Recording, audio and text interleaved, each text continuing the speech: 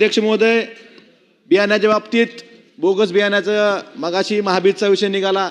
महाराष्ट्र सरकारची कंपनी आहे. माझ्या जिल्ह्यात सांगतो, ब्रीडर सीड हे महाबीजचं ब्रीडर सीडचे लॉट फेल झाले, ते बोगस निघाले 2 लॉट. ब्रीडर सीडच फेल झालं तर त्यातून फाउंडेशन चांगलं कसं होणार, नंतर सर्टिफाईड सीड कसं चांगलं होणार. ब्रीडर सीडच जर बोगस असेल तर मूलभूत बियाणं जर बोगस असेल, तेही महाबीज सारख्या सरकारी कंपनीचं, तर शेतकऱ्यांनी जायचं कोणाकडे. अध्यक्ष महोदय, 2023 मध्ये आपल्या राज्यात बोगस खतं आणि बियाण्याच्या बाबतीत 2023 कायदे आणायचं ठरलं होतं. 4 विधेयक होती. विधेयक क्रमांक 44, 45, 46, 47. मला सरकारला विचारायचं आहे, आपण शेतकऱ्यांचं सरकार म्हणतो, शेतकऱ्यांचे पुत्र म्हणून सगळ्याला स्वतःहून घेतो, मग बोगस बियाणे आणि खताच्या विरोधातला कायदा, जे विधानसभेची मुदत संपली ते कायदे वेपगत झाले, हे 3रं अधिवेशन आहे.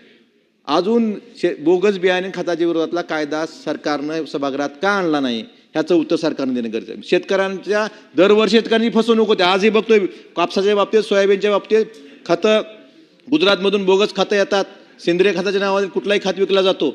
मग याच्या विरोधात कायदा आणायचे ठरलं होतं 2023ला, आज 25 चालू आहे. बाकीच्या गोष्टीत सरकार थांबणार नाही मोठी टॅगलाईन देतं, आता थांबणार नाही. मग शेतकऱ्यांच्या बाबतीत जे शेतकऱ्यांच्या हिताचं आहे, शेतकऱ्यांची जिथे फसवणूक होते, अशा वेळेस बोगस बियाणे आणि खताच्या विरोधातला कायद्यासाठी सरकार का थांबलंय, कुणाचा दबाव आहे, कुठल्या लॉबीचा दबाव आहे, हे सरकारनं सांगणं गरजेचं आहे.